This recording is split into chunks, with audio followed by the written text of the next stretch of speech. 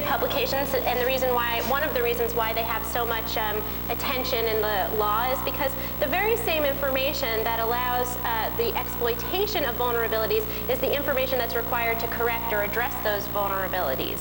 And there's a couple of other reasons why vulnerability information gets so much attention. I think one reason is that vulnerability information can often be communicated in the form of code. And the thing about code is that code has this dual nature. It's both informative and communicative, but it is also functional. And as that functional side of it, that side of it where it's a tool, is one in which the law likes to regulate. And the informative nature of it, where it communicates something to people who speak and understand code, is something that the law protects under our First Amendment, something that the law is hesitant to regulate. So we have these two things of tool and of speech that in software code are wrapped up as one, and that makes it difficult. I think finally one has to recognize that another reason why there's so much interest in having some kind of legal regulation of security vulnerabilities is certainly because there are people out there who believe that it promotes security, that there is more insecurity, more people who are hurt by the dissemination of exploit or proof of concept code than who are helped by it. But one has to take those allegations also in a political or economic context. Here in the computer security field, unlike in other scientific endeavors, there's a well-funded industry which has a financial interest in people not having information about how insecure and crappy their products are, something that's not true, say, in chemistry or biology or something like that. So there are positives to security publications, and the upside is that people know. And the important thing about people knowing when there's risks is that you can address those risks. You can mediate them, you can get insurance, you can make proper decisions about where you want to store your information if you have accurate data about whether something is secure or whether something is insecure.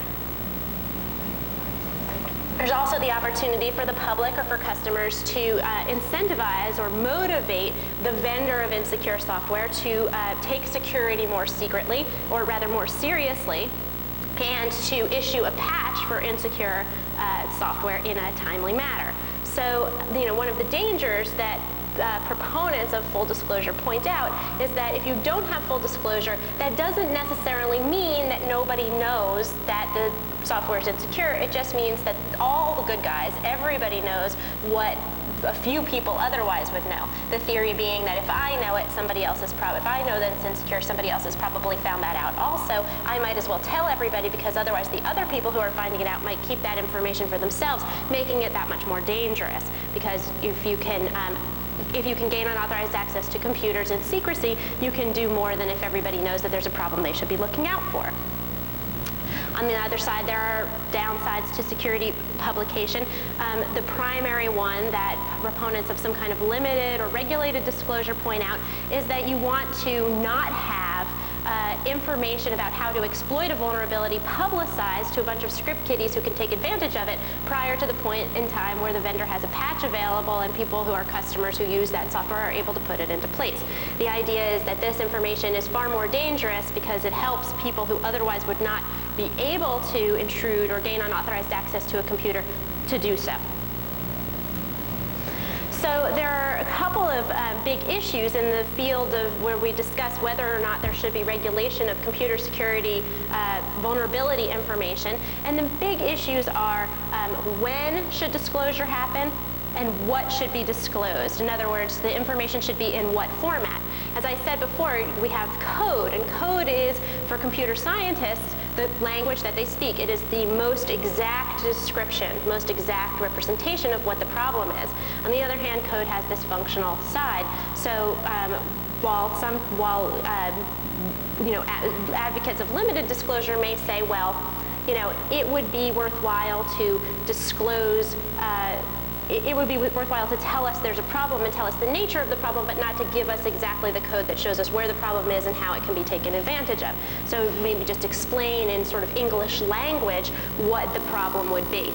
And that certainly, if that were an adequate description of problems, then that certainly would be something, as we'll see when we talk about the law, that would certainly would be something that the First Amendment would sort of address directly. The First Amendment protects pure speech. But the rules about the First Amendment are a little bit different with something that has a functional aspect to it, like code does. And so it is that idea or that tension between wanting to disclose and the usefulness. The question is, what is the usefulness of information that comes in the form of code? What do you get from that you can't get if you just describe what the problem is? If you describe it, can you test the patches? Can you make intrusion detection systems? Can you determine whether your system is in fact, once you patch it, is in fact now secure? That sort of thing. And can you, and what information do you need? If you have that information, can you, as the system administrator, take some additional steps that if the vendor is not responsive? And then the final question about disclosure is, to whom do you disclose? Do you disclose it to the vendor? Many security researchers now have a policy that they will first disclose vulnerability information to the vendor and give the vendor some amount of time in which to issue a patch or to address the problem. And if the vendor is non-responsive or doesn't issue a patch by a certain amount of time, then they will disclose it more publicly. But we see with the commercialization of vulnerability information some other questions about who this data will be disclosed to. You now have companies that will purchase vulnerability data and disclose it to a select subscriber list. And you also have conglomerates of companies that have joined together and agreed to share vulnerability information among themselves, but not with the greater public at large. So you see a kind of segmentation in the sort of public marketplace of information about vulnerabilities, where there is vulnerabilities with this new commercialization, where vulnerabilities can be sort of sold to the highest bidder. And one has to ask, is that the most productive way to disclose information about security flaws? So by productive, what I mean is, and I'll define a responsible disclosure just so we can, it's not a helpful definition, but just so you know what I mean when I say productive or responsible. Responsible disclosure would be disclosure that helps security more than it hurts it. So now reasonable people may differ on that, but looking at the factors of to whom you of what goes into that question of when disclosure is helpful and when it's hurtful, one of those questions is, to whom do you disclose? Clearly, if you sold it to the highest bidder, who would be the highest bidder for vulnerability information? Who's the highest bidder today for vulnerability information? Well, rumor has it it's spammers, not terrorists or the mafia or foreign companies spying on American companies, but spammers trying to gain unauthorized access to computers so that they can send their spam anonymously. So there are a number of ways in which the law has sort of blundered into this area of security reporting with a bunch of theories of liability that many of which are sort of tried and true from ages past, that now we, the legal system, so part of the legal system, so now that we, the legal system, could be applying in the field of vulnerability disclosure. Now, this is the way the law works. What the law does is it takes things that have happened that we know about in the past, and it applies them by analogy to things that are happening now. So we have a whole host of those types of old school theories, old school legal theories that could apply. And in addition, we have a couple of new laws that Congress or other legislative bodies, regulatory bodies, have kind of come up with with the effort to sort of be responsive to what they see as changes in technology. And sometimes these efforts to be responsive to changes in technology can actually be kind of short-sighted. So just because law is old doesn't mean that it's bad. In some ways, I find that the older legal theories actually make more sense in the digital world than do the new rights that Congress and legislators create, because the old theories are kind of tempered and beaten and hardened by years and years and years of legal disputes. These come from the English common law from the 1200s, and these theories are well developed and have, basically these legal theories have been through a lot. So they're wise, while we have these sort of new legal theories about how copyright should be treated in the digital age, and those theories seem to lack some of that same balance and wisdom that we see in something like the negligence theory. And I'll talk more about those new copyright intellectual property laws as we go on. So here's a couple of theories of legal liability. There's negligence, conspiracy, aiding and abetting, wire fraud, and then there are the statutory efforts to adjust the WIPO Treaty, the Digital Millennium Copyright Act, also known as the DMCA, a much reviled statute, the European Union Intellectual Property Enforcement Directive, and the new Convention on Cybercrime out of the EU. So negligence is a theory that basically it's a tort, and a tort is a civil wrong, so that should be distinguished from the criminal law, in which you have the government as the actor, usually trying to vindicate some kind of harm to society. Here you have a private party who's trying to gain some kind of compensation or redress for something bad that happened to them. And the hallmark of negligence is that there's a duty of care, so, which often in the industry is due diligence. There's some kind of duty of care, and the duty of care is violated. So the question is, could you say that disclosing information about a security vulnerability is negligence? Is there some kind of duty of care that's violated? Well, there's no cases that are on this issue, but the question would be, is the law ready to impose some kind of responsibility on researchers that says you're not supposed to publish the results of your research under these circumstances? I think that at this point in time, the law would not be ready to impose that kind of duty of care, because I don't think it's even settled within the community of people who are security researchers. There's no commonly accepted, you can get two reasonable people in the same room and they will differ about whether and when disclosure is appropriate. So I think it would be very hard to say that in the absent, you're just sort of you pull two people who are researchers out of the air and say, what's their duty to publish or not to publish. I don't think we would have that. But that lack of duty could be different if there was a fiduciary relationship. That's a legal word which means a relationship of trust. For example, somebody was an ex-employee or was under a non-disclosure agreement or something of that nature. Now, while I say this, that there haven't been any cases on it, there is a case coming up about this very issue. In Los Angeles, a woman who was a victim of identity theft is now currently suing Microsoft. And she's suing Microsoft for having insecure products, which as a result of companies using these products, her private data was stolen, and she was this victim of identity theft. And in part of the case, she argues that the way that Microsoft communicates information about the security holes in its products helps intruders more than it helps remediators, more than it helps system administrators to fix the problem. Now, if this case goes through all the process and comes to trial, or comes to a point where there's going to be substantive motions on this issue, we may have a court ruling out of a court. It'll be a county court in Los Angeles, but we may end up getting a court ruling on this issue. It's a class action suit, so they have like a number of procedural hurdles that they would have to meet before they would get to the point where the court would really consider that issue. But it's possible that we may see something like that. I should say also, so we have till, it's a little after 2, we have till 3, but if you guys have questions, I'm going to try to get to where I'll have time at the end for questions. But if you have questions while I'm going, just feel free to raise your hand and let me know.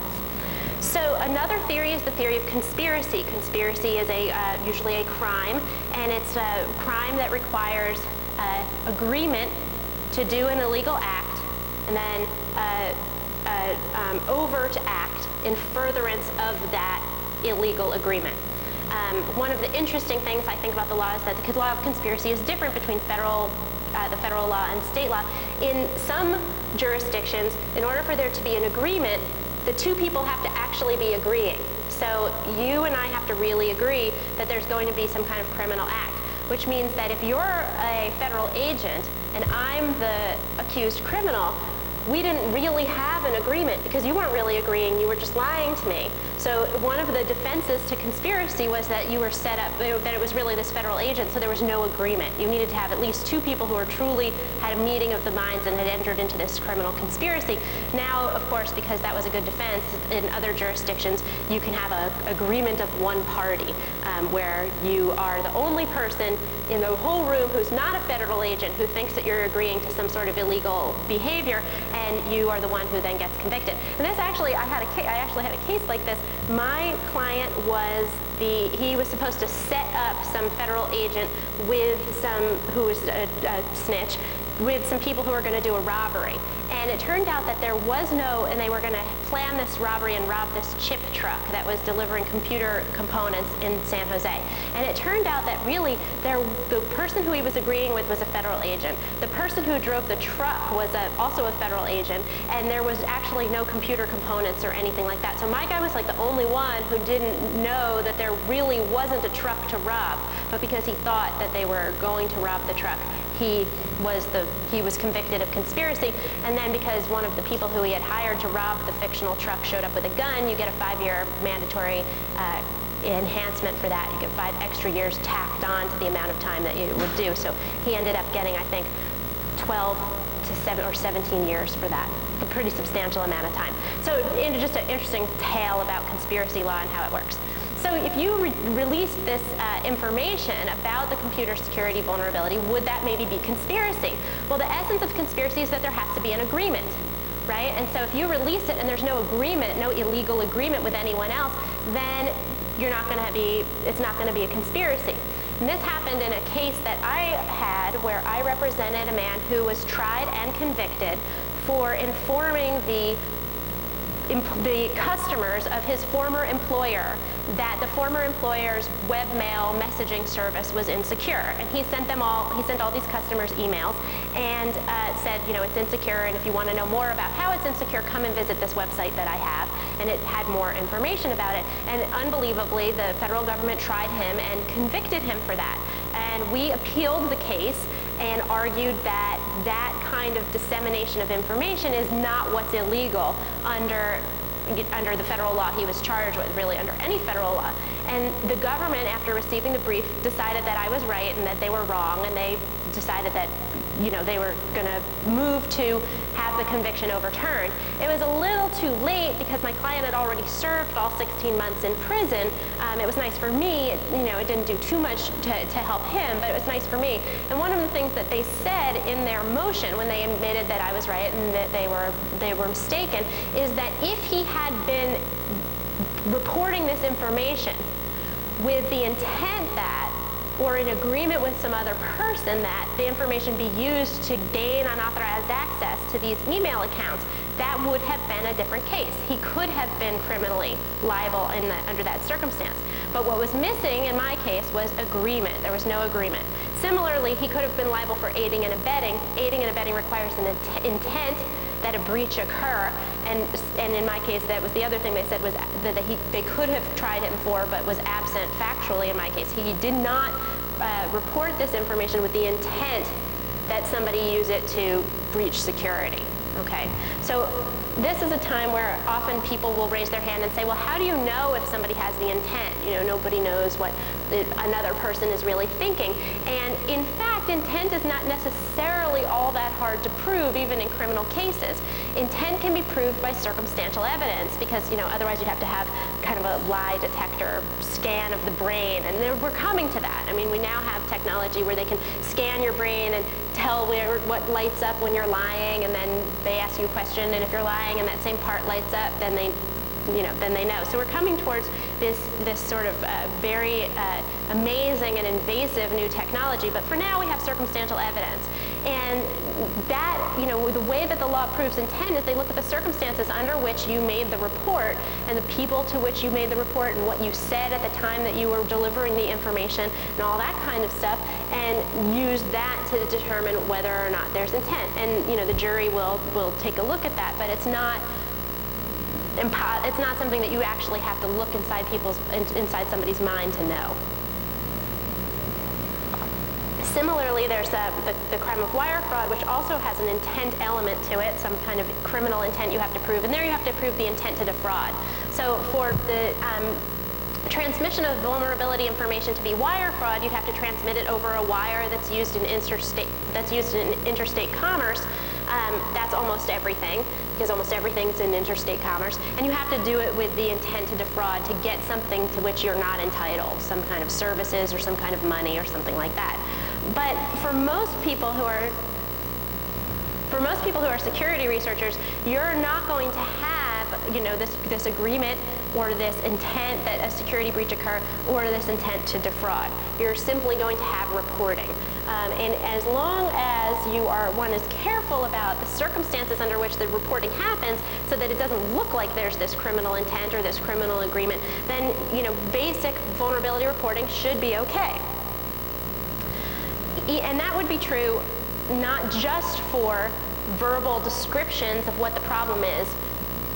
Tornado's webmail server has a security flaw, but also for a very technical description of that problem, including proof of concept code.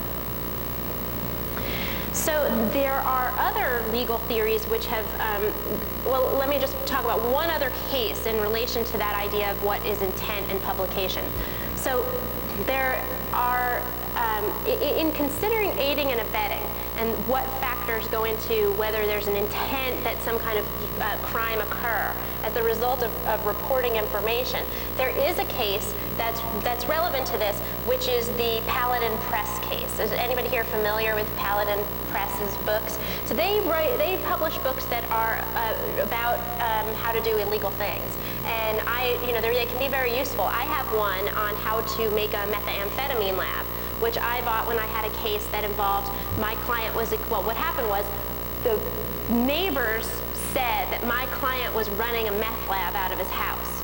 And when the police showed up, they knocked on the door, and my client opened the door, and they said that they smelled bleach, and that bleach was a sign that there was a meth lab in that house. So they went into the house without a warrant and searched the house, and lo and behold, they found, luckily, not a meth lab, but a marijuana farm. They had a big marijuana farm. So the neighbors had it, they were kind of right, but they had it wrong also. And what you want to argue as the lawyer when you don't have a warrant is you want to argue there was no probable cause, and even if there was probable cause, they needed to have a warrant. There is no excuse for not having a warrant.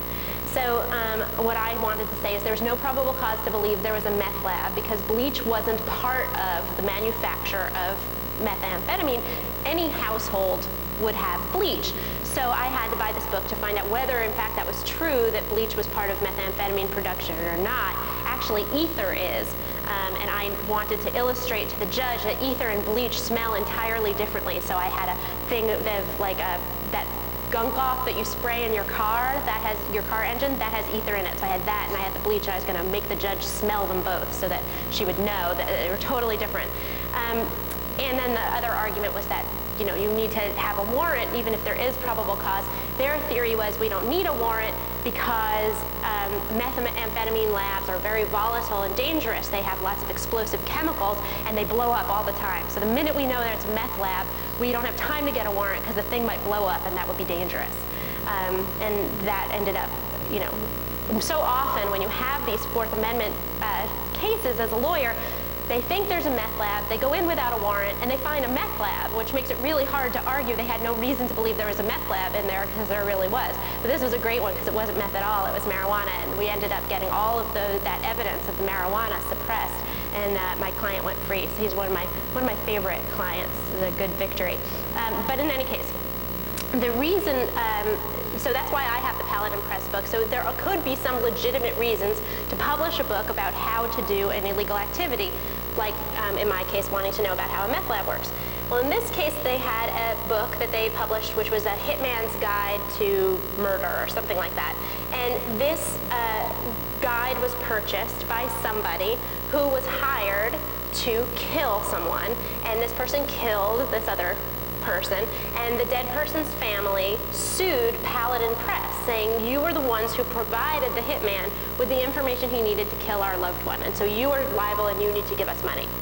And the Fourth Circuit actually held Paladin Press liable in this case, which was very interesting from a First Amendment perspective because you have this pure dissemination of information. Well, how can this dissemination of information also be something for which you're criminally liable? So the Fourth Circuit said we look at four factors to see whether it was okay for the jury to find that not only it was published, but that it was published with the intent that illegal activity occur. And they said, first, the expressly stated purpose of Hitman was to instruct prospective criminals. Okay, so that's what it said it wanted to do. Second, the text promoted crime so highly that a jury could conclude that Paladin Press's intent was to instruct murderers. 3, the publication was marketed primarily to murderers and would-be criminals, thus demonstrating that Hitman's intended audience was prospective criminals. And 4, Hitman had no alternate communicative value beyond the illegitimate one of instructing people on how to commit crimes. Okay, so this is the Paladin Press case. So you can see that one of the reasons why Paladin Press got in trouble here is because of the way in which their information was packaged. They said that the reason why they packaged the information this way was to help murderers. Now, people will often then ask, well, what if when I have vulnerability information that I distribute over my website, I have a disclaimer which says that this is not to be used for illegal purposes or unauthorized access. This is to be used for research purposes or securing your own system only. And what I say is that a disclaimer like that will not necessarily immunize you from legal liability, but it also doesn't hurt you in the way that Paladin Press's own statements hurt them. Okay, so it is not necessarily neutral, but it's not a silver bullet that's going to protect you from legal liability either.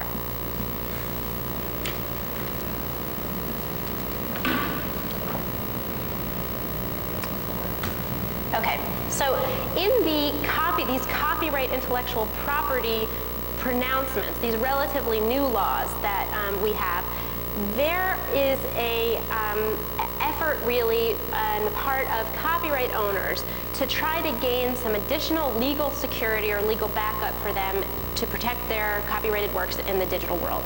And the problem for them is that you have this availability of making perfect digital copies that can be transmitted around the world instantaneously, and this kind of throws a wrench in their whole distribution system and the whole way that copyrighted information is distributed by the record company and the movie companies and that sort of thing. So we have a couple of different pronouncements on intellectual property, not the last one on cybercrime, but a couple on intellectual property, which have tried to address not only issues about copying, but to also give some kind of legal backup to copyright industry's digital rights management technologies. And digital rights management technologies are those which you can encrypt the copyrighted work in some way so that there's some control over how many copies of it can be made or what devices can play it or who can view it or that kind of thing. So what companies wanted is to not have this kind of technological arms race where you have copyrighted, let's say a copyrighted song, you put a digital rights management technology on it to say, it can only be copied once, and then somebody comes along and says, here's a tool that lets you break that copy protection, and now the song is out there in unencrypted form and a million copies of it can be made. So companies said to Congress, to put their argument in its best light, they said, why, the public wants to be able to have access to digital content. They want music and movies and stuff like that over the internet, but how can we feel secure providing it for them when we know there's some hackers out there who are just going to break our technology the minute we put it out there? So, there's not really so much a question of them making it better. The idea is that any technology that they would put on eventually would be broken, and then the content, the creative work would be out there naked in its unencrypted format. So what Congress and the World Intellectual Property Organization did was they decided that we should have laws that stop people from distributing tools that break technological protection measures that are protecting these copyrighted works. And we have under the WIPO treaty, there was a provision that said that signatories to that treaty should pass a law that says that there will be protections for technological measures that are used to protect copyrighted works. And so the United States then passed the Digital Millennium Copyright Act. Now there's a couple of different provisions of this act, but we're talking about the anti-circumvention provisions, which are which is section 1201. And the US DMCA says it basically prohibits circumvention of technological measures that effectively control access to a copyrighted work. Effectively doesn't mean it works, it means like that's basically the purpose of it. And not only are you not allowed to circumvent, you cannot manufacture or distribute any tools which are primarily designed for the purpose of circumventing access controls, have a limited commercially significant purpose other than circumvention, or which are marketed for use in circumvention. Okay, so how broad is this? This term goes beyond tools which just would deal with, which just would remove copy protection. So in the DCSS case, this somebody wrote a program which decrypts DVDs and allows you to play. Right now, when you have a DVD, you can play it only on a licensed player that has the technology to unencrypt it. This doesn't have anything to do necessarily with copying it. You could take the encrypted DVD and you could copy it in its encrypted format and play it on a licensed player. This had to do with what players you could play it on, and this software allowed you to play it on unlicensed players. So the person who wrote it said that he wrote it so that he could play his DVDs on his Linux machine. And after he released it on the internet, a number of different news organizations linked to it, including the New York Times and also 2600 magazine. And the Motion Picture Association decided to sue 2600 magazine, saying that by linking to, by having it on their website and then later by linking to the DCSS program, they were distributing a tool that was a circumvention tool that circumvented this control of their DVDs. So now we're talking not about copy control, because it's not about copying, we're talking about access control. Who can view it and when and on what device. Okay? And there's nothing in the copyright law that gives companies access control rights. The copyright law says only the copyright owner has the right to copy, but it doesn't say the copyright owner has the right to tell you you can only read your ebook on this machine, or you can only view your DVD on devices that were purchased in the United States, or you can only, that kind of thing. You can only see it. So we're talking about a technological protection measure that gains rights for the content industry that are not rights that are necessarily assured in the copyright law. Okay? And so one of the big complaints about the DMCA is not only is it enabling content industry to gain these rights by enshrining them in these technological protection measures, but it also doesn't leave any room for fair use, because even if they have these copyright rights, even if you are a copyright owner, there are some uses of that work that you might want to, that somebody else might want to make, that they can do without your permission. And that would be, those are fair uses for purposes of parody or criticism or that kind of thing. And here, if you put a DRM on it and it can't be broken, how can people make fair use? You've basically locked it up. Okay? So in the lawsuit against, yes, a question. Right. So reading going back to your DVD example, looking at the warning labels they would show on those for private use on that type of thing. Right. Does the DMCA prevent you from using some sort of software to, copy that in a digital format and then displaying it on your computer, even for your own private use? So the question is, you have the DVD. There's kind of two questions there. One is the DVD comes and it says for private use only, and two is, does the DMCA stop you from copying it onto your computer, right? For your own private use. And this is a complicated, you are allowed to circumvent, so here is kind of a complicated question. You're allowed to circumvent a technological protection measure for fair use purposes, right?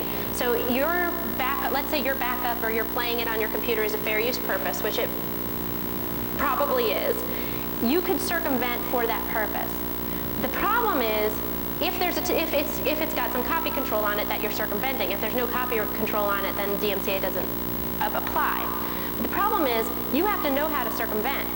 So you may have the knowledge of how to circumvent that and get your fair use right of having this backup or this other copy on your computer. But I may be less technologically astute, and I may not know how to do that. If I don't know how to do it, I can't go to you and get from you the software that lets it happen, because the prohibition, the second part, which prohibits the distribution of circumvention technology, does not have a fair use exemption to it. Okay, so only those people who are technologically able and astute would have the wherewithal, the know-how, to get their fair use rights, even though something is protected by DRM. And the rest of the ignorant, unwashed masses would be kind of out of luck. So maybe in this room, people are feeling like kind of okay about that, because you're like, well, you know, I definitely have the, you know, I definitely will have the knowledge of how to do it. But, you know, for us lawyers who are notoriously bad at almost everything mathematical or scientific, it's kind of a scary prospect. Do you want to follow up on that? So, kind of putting it in a simplified terms, if I wrote some software that would circumvent the DVD encryption, and for my own personal, say, backup of that DVD, and a friend of mine wanted to do the same thing, and I gave him the software I wrote, I would be then committing felony under the distribution. That would be a violation of the DMCA, yes. So did you guys in the back hear that question? Do you want me to repeat it? So basically, I should repeat it? Basically, he said, what if I write a program for my own use to back up my DVD, and then my friend wants to do the same with his DVD, and I give him the program that I wrote so that he can back up his DVDs. And I'm saying that is a violation of the DMCA if your program is going to be called a circumvention tool. And let me just tell you a little bit about how the court thought about it in the DCSS case. So the movie studio sued 2600 Magazine, and 2600 Magazine argued, hey, this isn't about copy control or, you know, any of this. This is about playing the DVDs on multiple platforms. So it's not about a copyright right. It's about, you know, it's about this other thing, which is we just want to have it be able to play on these other platforms. So it's not for the purpose of circumventing the technological measure. It's for the purpose of enabling it to be played in many formats. And what the judge said is, even if this were true, the way they marketed the program was for, well, here, let me tell you a little bit. The judge said, even if this was true, and I don't believe this is true, because because he said he wanted to play it on his Linux machine, and most people have Windows, and it plays on Windows. So I don't really believe that it was for the purpose of playing it on multiple platforms, because why were they distributing it so widely when there's such a small market for people who would want to play it on the Linux machine?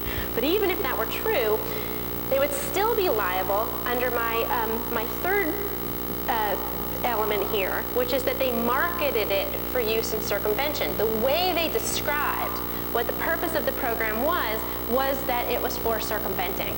Okay, and so the words that surrounded their distribution of the program were marketing. And as you can see, this is an or, not an and. So if you hit any one of these things, you know, it's primarily designed to circumvent, it's got limited commercially significant purpose other than that, or it's marketed for use in circumvention, then you're going to lose. So what that kind of means is that you could theoretically have some device, or some program, same program. You say, I want to use it here, get this for circumvention. And then you say, get this for fair use you your own DVD copies, and you're going to jail and you're okay. So that theoretically could happen because you were just looking at the marketing prong. All right. So as a result, we have an increasing number of cases that are claims brought under the DMCA where different technologies, which basically are technologies that explain some weakness, some security hole, and some kind of encryption scheme, are questionable under the DMCA.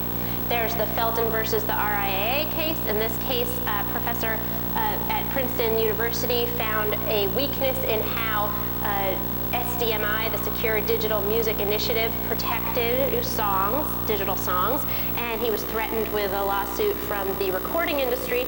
He sued the recording industry, asking for a declaratory judgment that his paper, his academic paper, was okay, and they withdrew their claims, and the case was dismissed as moot. Hewlett-Packard issued a threat to Snowsoft, a organization that had discovered a buffer overflow in a brand of Unix, and Hewlett-Packard threatened them, but then later withdrew the threat, initially saying that they could sue them under the Digital Millennium Copyright Act. It's important to note that the DMCA has both a civil and a criminal provision, so people can be tried for it, and people can also be sued. In Universal Studios versus Ramirez-Corley, that's the DCSS case, which we talked about. But there was a criminal case, which was United States versus Sklyarov and the Elcomsoft case. This case involved a Russian programmer and his company. They made a product which decrypted Adobe eBooks, a weakness in the encryption that Adobe used on their eBooks. And this product was totally legal in the country in which this company and this gentleman worked and lived, which was in Russia.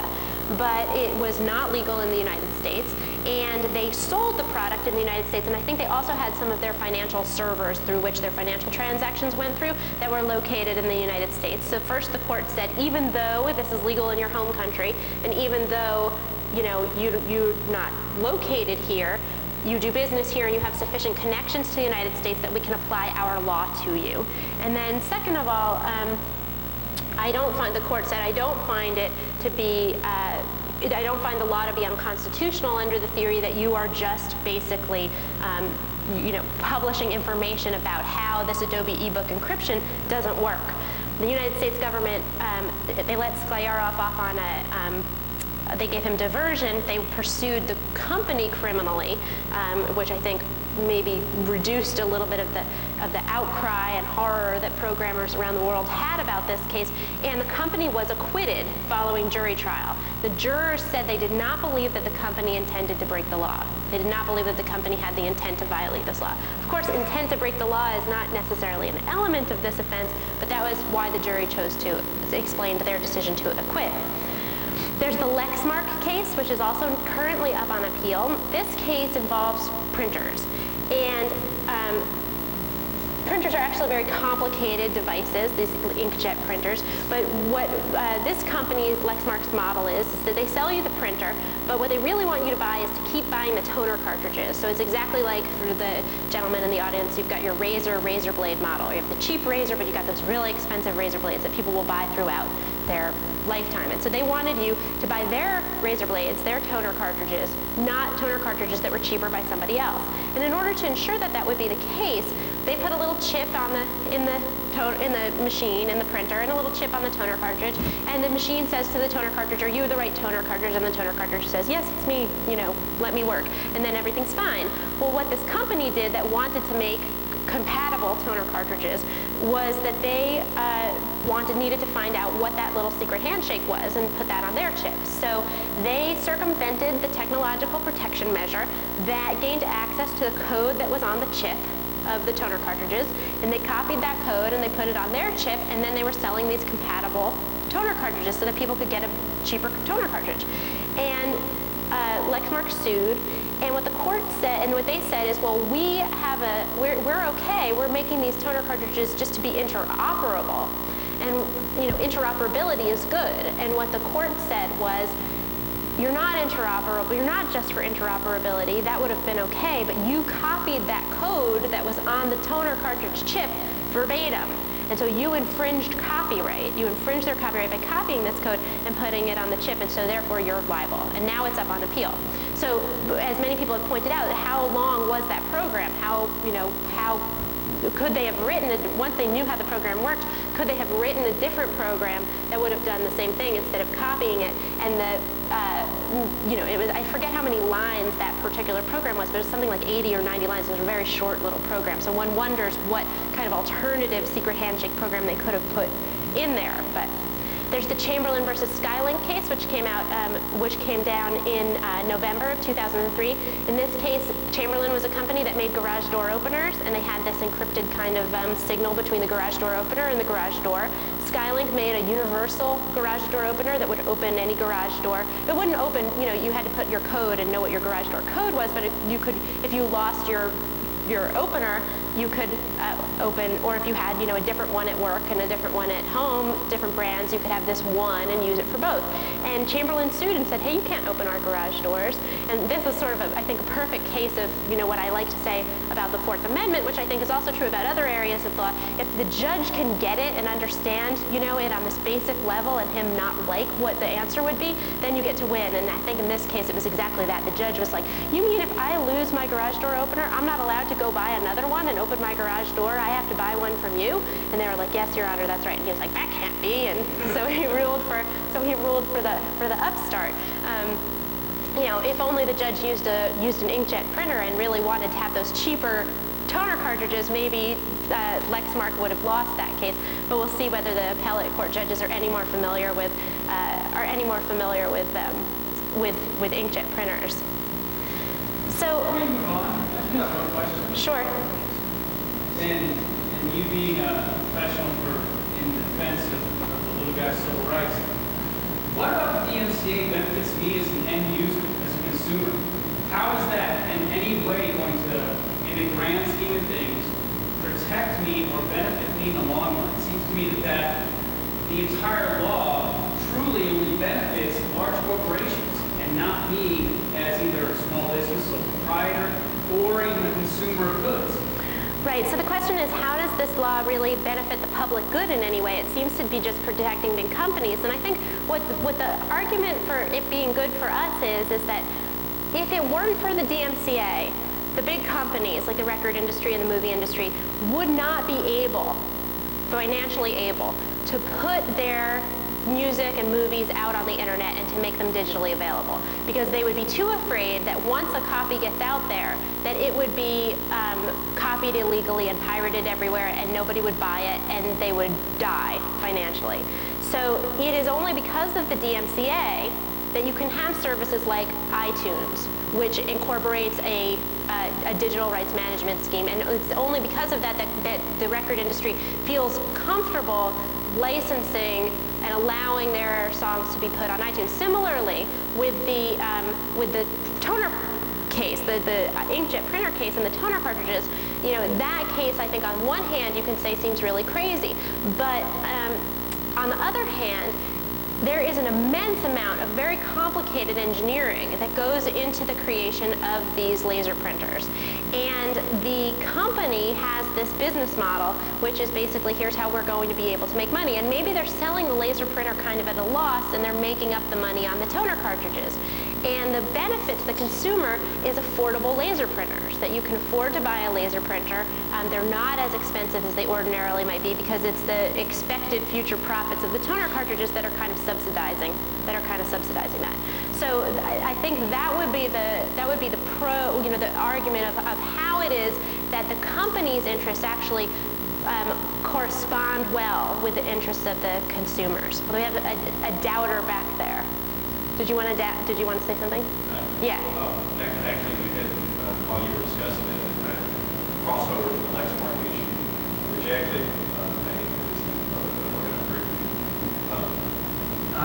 And we were arguing nicely. Are you guys going to agree or disagree? We're going to agree with it. Well, I'm going to agree with it. Okay. But the decision against Lexmark actually didn't benefit the customer, because it's likely that the company that stole their code, and granted that was probably offering cartridges for less than Lexmark sold.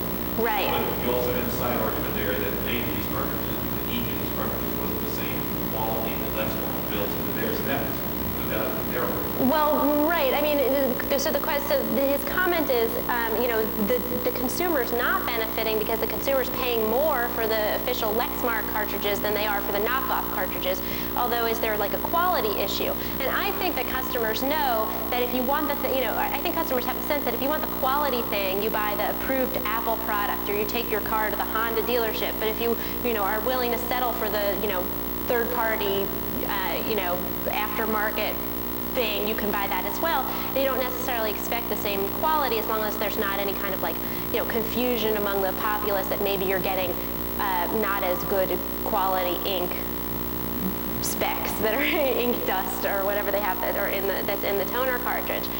So the idea is, I mean, what a lot of economists would say, and what this one economist / law professor said when I was having this debate with him at my school, he said, well, this makes it affordable for people to have a laser printer. In the long run, if you use up a lot of ink, you're going to, maybe end up spending more money. But in the short run, it makes laser printers potentially affordable, even for people who are at this lower income level. Did you want to follow up on that? Well, yeah, because your first example talked about the Motion Picture Association in Rio, and I filed and said, well, then 100 years ago, the Horse and Buggy Association had to be pissed off at Ford for making cars.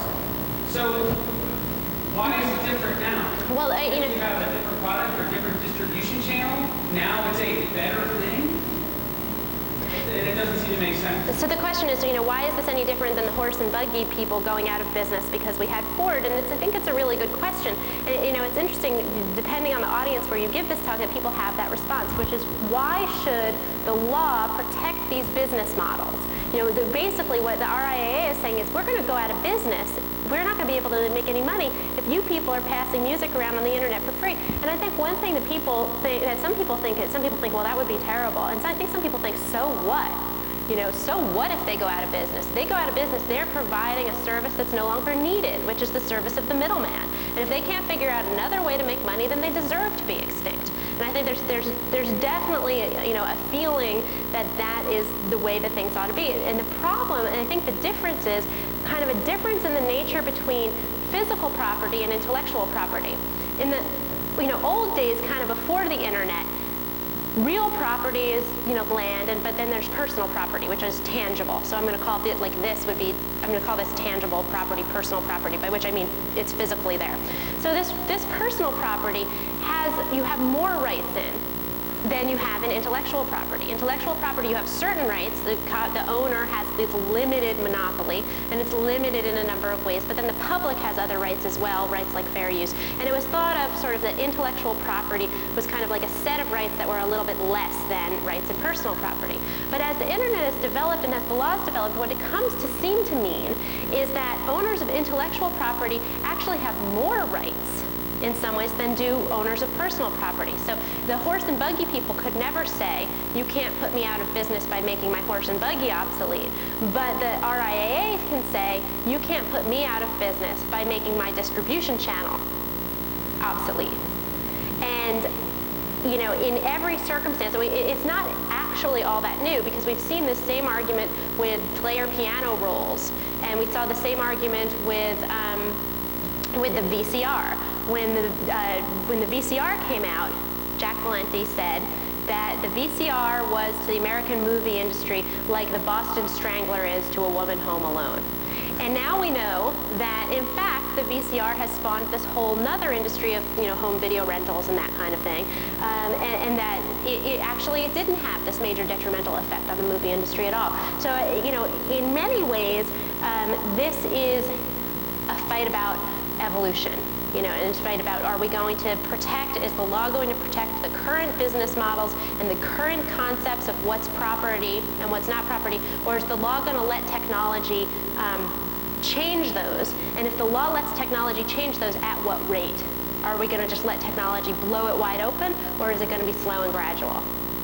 So I think that your point is an excellent point, and it really is what's so fascinating intellectually about this area of the law, about the DMCA, as a sort of cross-section between economics, business, law, consumer rights, free speech, and all of those things sort of rolled into one, which is why it's a great topic for lawyers. There are a couple of exceptions to the DMCA which were carved out as people lobbied Congress and said, this is a horrible law, that can't be like this.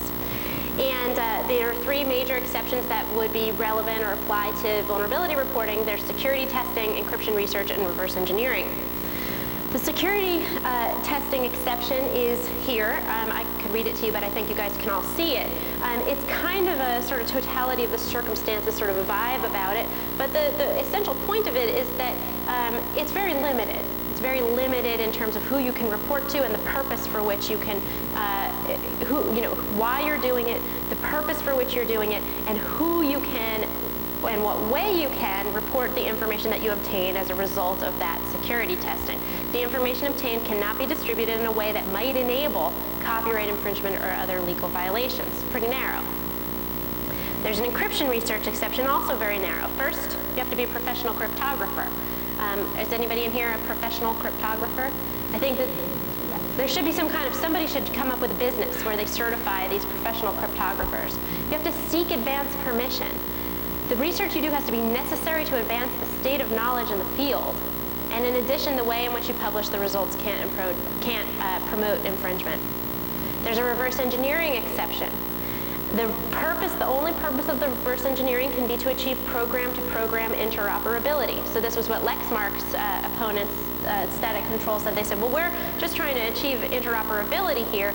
And they said, well, you didn't, basically what the court said is the information you received was not used for the sole purpose of enabling program-to-program interoperability. You then copied the code on the chip directly, and so you used it for copyright infringement. You don't come under the reverse engineering exception. So that brings us to the question of the First Amendment, which I think it's a great amendment. I think it's everybody's favorite amendment. Most people still have like a warm feeling when they think about the First Amendment. I personally really like the Fourth, but I think the First is really good as well. And here it is. Congress shall make no law respecting an establishment of religion, or prohibiting the free exercise thereof, or abridging the freedom of speech, or of the press, or the right of the people peaceably to assemble and to petition the government for a redress of grievances. So much in a single sentence. So the question then is, if this vulnerability information is instructions about how to, it can be used as instructions about how to gain unauthorized access to a computer system, is that going to be protected under the First Amendment as speech? And the answer is yes, it would be protected as speech, but not if it's going to be part of a criminal act. So even pure speech, not even counting the functionality part of code, but even pure speech can be illegal if it's part of an overall criminal act. Okay, so we have a couple of examples of this, and one is some people sold a bookmaking program and transmitted it across state lines. Well, they sold the bookmaking program as part of a bookmaking conspiracy. So they sold it and transmitted this software program as part of an overall criminal enterprise. That was part of the crime. It was a criminal act. Mailing the instructions on how to make PCP. In this case, one person mailed to another person instructions on how to make this drug. And what the court said is, well, you can use this act, speech act, of delivering information as evidence that a crime may be occurring as part of probable cause for a search warrant. However, in order for it to be a crime, the government is going to also have to show that the defendants had the criminal intent to aid and abet. In other words, that the guy who mailed the instructions was doing more than mailing them. He was mailing them with this criminal intent to aid and abet his friend in making PCP. Again, how are they going to prove that? Is there some kind of deal for him to get the money back? What did he write in the, he sent the article, what did he write in the margin? Did he write, good luck with your PCP business, or something like that? Then, it's sort of, that's your evidence of intent. Similarly with tax fraud, there are a lot of cases out there which are the tax fraud cases where you have people who are tax protesters who try to help other people not pay their taxes. And cases kind of come out both ways based on different little different factors in the case. But essentially, if you are telling people how to avoid federal government withholding your taxes and how to set that all up in order to then not pay taxes, then you're enabling tax fraud. You can be criminally liable.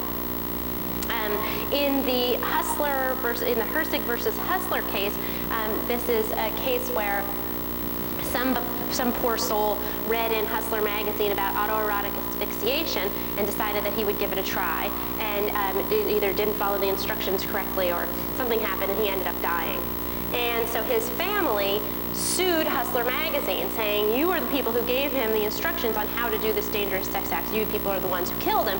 And Hustler said, well, how can we be liable for this? And what the court said was, if you say something, give instructions about how to do something, even if it's dangerous. If you do so and there's not imminent danger, in other words, imminent danger that it's going to happen right then, and there's no intent that some kind of dangerous or criminal act happen, then the publication of that information is First Amendment protected. Okay, so there's this requirement of imminent danger. You know, we sort of talk about imminent danger. It's like if I said to you guys now, let's all get some torches and go over to the White House and burn it down to protest the war in Iraq, that would be one thing. But if we were all standing on the steps of the White House with torches and I said that, that could be another. Okay, so that's what the concept of imminent is. It's okay for you to say some pretty inflammatory things as long as it's not likely that somebody's going to run out and do it right then. If it later on influences somebody to take that kind of drastic action, the First Amendment is very careful about trying to protect that as political speech in the absence of some kind of imminency and intent that the crime occur. So the First Amendment's pretty protective of speech.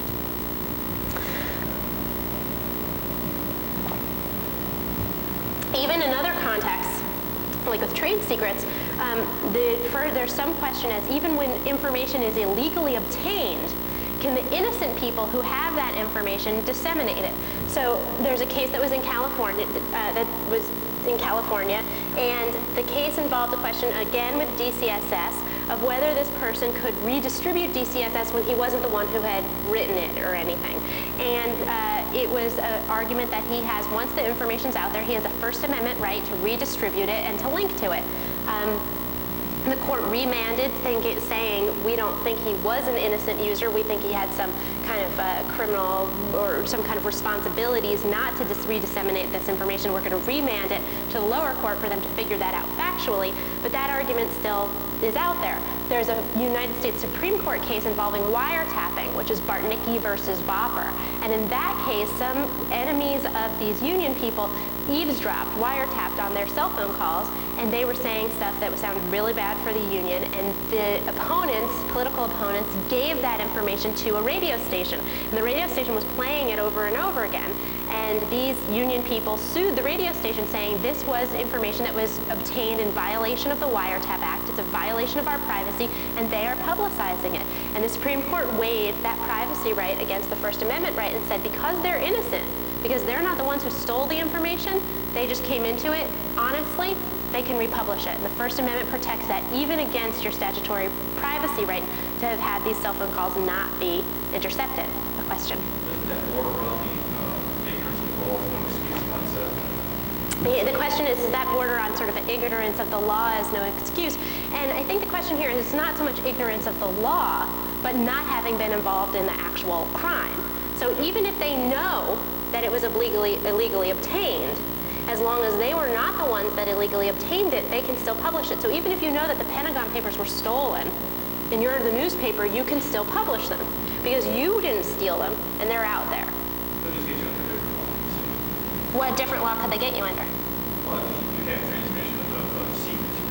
Well, if it were secret, but here they have information if the information is not classified and there's not some other reason why you're not allowed to publish it, like it's classified, then even if it's illegally obtained, even if you should not have that information because it's a violation of somebody's privacy to have obtained it, the First Amendment says you can still publish it as long as you're innocent, as long as you weren't involved in the theft. So as long as you don't grab it to begin with, you can send it to anybody you want. As long as you don't grab it to begin with and you weren't involved in that, no conspiracy, that kind of thing, then you can send it, and it's given to you, you can send it to whoever you want. And here's a perfect example of why that's good. We are in a lawsuit now against Diebold Election Systems. And Diebold has an archive of emails which show that their employees basically are faking tests when they show to counties these election machines. And they're faking the tests, they're making it look like the election machines work, and the election machines don't work. They're running them with the code uncertified. They used them in the Florida election in 2000, and one county reported negative 16,000 votes for Al Gore. So, it doesn't work. And these emails were stolen by somebody off of an internal Diebold server. Once they were stolen, they were out on the internet. People realized the significance of these documents, that basically this company that's about to enter into deals with all of these counties for the upcoming election has a product which is crap and doesn't work. And they started publishing this information on the internet. If it were true that Diebold, just because somebody stole them, Diebold could get them back and nobody could talk about them, we would never know. Nobody would ever know. But because there are people out there who the information came into their hands, they were not part of the original theft, but they saw the value of the information, the First Amendment says that they have a right to republish that information. So, you want to prevent the initial crime, the initial privacy violation, or the initial unauthorized access to the server. But once the information is out there, the harm, the detriment of allowing it to be recalled back and making people pretend they never saw it or never knew that the e-voting machine sucked, or that these union people were conspiring in this unseemly way is worse, I think. Do you want to say how I'm wrong? Okay, I'm glad it's interesting, because that's my job, is to think of these things. So, okay, we have 2 minutes. Does the First Amendment protect vulnerability tools? As I said in the beginning, software is both communicative and functional. The communicative aspect is fully protected by the First Amendment. It cannot be regulated unless there's a compelling state interest, and it's regulated using the least restrictive means. This is called the strict scrutiny test, and when you have a First Amendment case, if you get the court to say that strict scrutiny applies, you are definitely going to win, because no regulation, hardly any regulations can pass strict scrutiny. There's always some less restrictive means to address whatever the legitimate purpose is. But if it is functional, the functional aspect, even if it's tied up with communication, can be regulated if there's a sufficiently important government interest in regulating the non-communicative or the functional aspects. This is usually called like an intermediate scrutiny. So this was the way that they failed in the DCSS case. The way they failed was the court said, this is, sure, the communicative aspects are protected by the First Amendment, and code is speech. The court got that. It understood that code is speech, and it understood that that both object code and binary code are both speech. But it said this rule, the DMCA rule, is not targeted towards the communication that's in this code. It's not targeted towards explaining how CSS fails to work, or how SDMI fails to work, or how the Adobe ebook encryption fails to work. But it actually does something. It has this functional aspect, and that functional aspect can be legitimately regulated. And then that court said.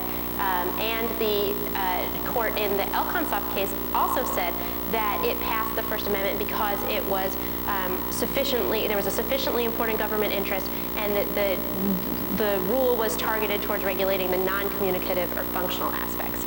So there's a number of normative questions about vulnerability disclosure. There are also a number of things you can look to determine what your possible legal liability might be. How's the tool designed? How do you market or present the information? How is the information to be used? What's the purpose of the derivation of the information? Is it for copyright infringement, or is it for interoperability? With whom do you share the information? The system administrator, or with somebody who's likely to commit a crime or some kind of copyright infringement with it? How's the information distributed? Again, are you giving it out in a way that's likely to encourage some kind of criminal behavior, or are you giving it out in a way that's likely to promote security? Who are you? Are you a professional cryptographer, or are you somebody, just a sort of a nobody that the law will not smile kindly upon? Did you try to obtain permission or go through sort of the appropriate, any kind of process before doing your research? And finally, what's the place of your publication or your security discovery in the overall field of knowledge? So these are all issues that need to be discussed and thought about. If you have questions about this, you most likely want to talk about it with a lawyer, but these are the types of questions that the lawyer needs to ask you, and that you need to think about as somebody who might be distributing information about vulnerabilities. So I have no time, but I will take one question. Yes?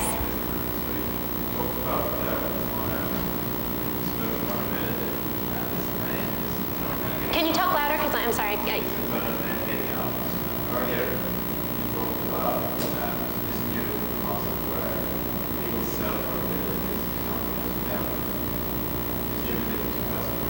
Right.